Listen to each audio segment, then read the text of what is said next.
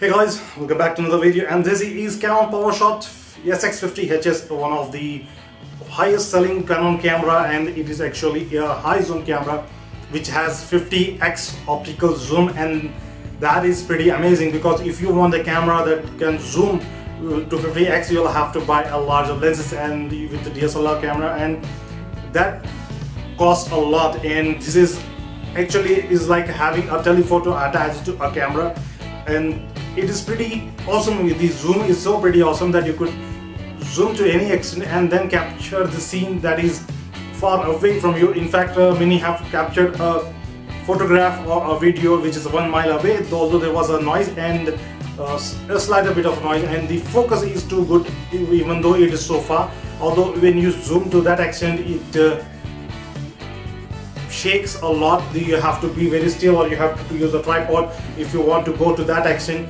Now in order to go into the other parts of the camera, you could see that the price of this camera is almost similar to the DSLR cameras. In fact, the Nikon D3100 costs similar to this one. And moving on, we could see that it has a longer zoom, which was already told, and also has a bigger lens which gives you a better performance. It captures a lot of light, and that is why the images that come out require less light and are very bright.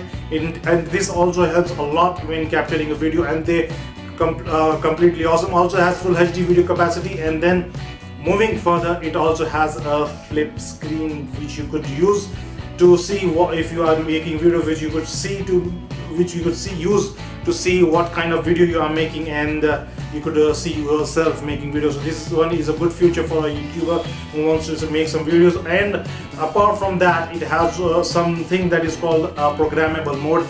Although a lot of point and shoot camera, it actually is a point and shoot camera attached with a long zoom, telephoto zoom.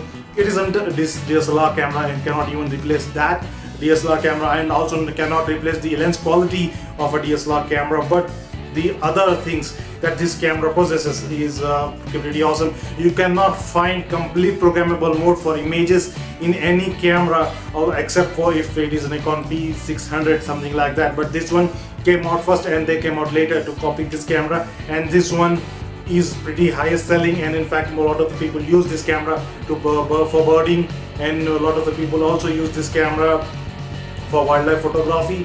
And this one, and that is actually a unique feature in this camera. When you look at this, the ISO is also programmable.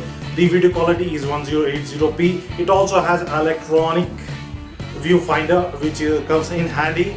And not just that, but one more thing that you have to look is that it has a big flash that you could use, although it is not advisable to use the flash indoors because of the fact that it completely overshadows the image, and it looks like if it is overusing the flash, and that's one of the drawbacks of the flash. But in case of low lighting, you would have to go with the flash, and you cannot do any other usage of this one. And one special thing about this one is that the camera itself is unique in terms of making videos.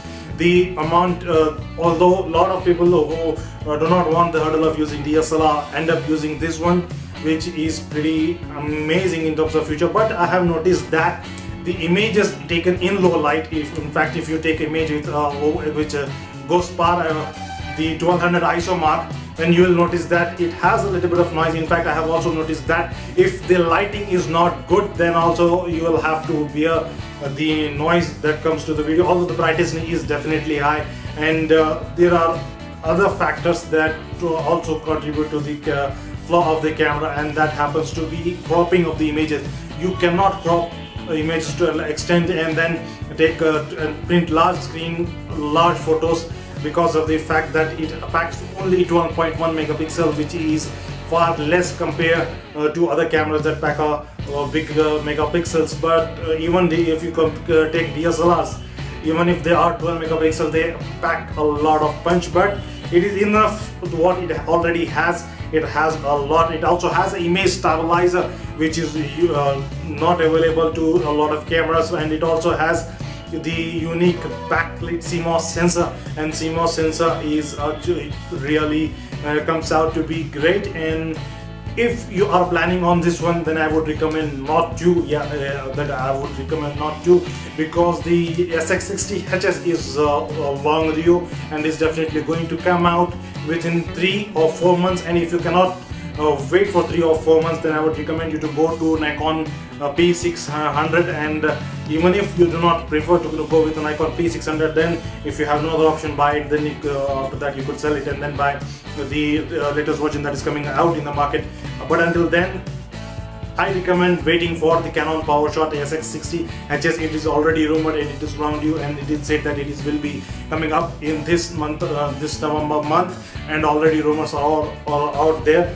So it is going to wait. And why I'm suggesting wait is because of the amount of zoom. I have heard it is being said that it will possess 100x optical zoom, and you do not want to miss out on the 100x optical zoom, and that is definitely one thing that you do not want to miss out. I believe that you are not going to do that. And this is all I have to review this camera. And in next video I'll discuss the 5 features of this camera that is too good for this camera to have. And until then, have a nice day, and we'll be meeting in the next video. Thanks for watching.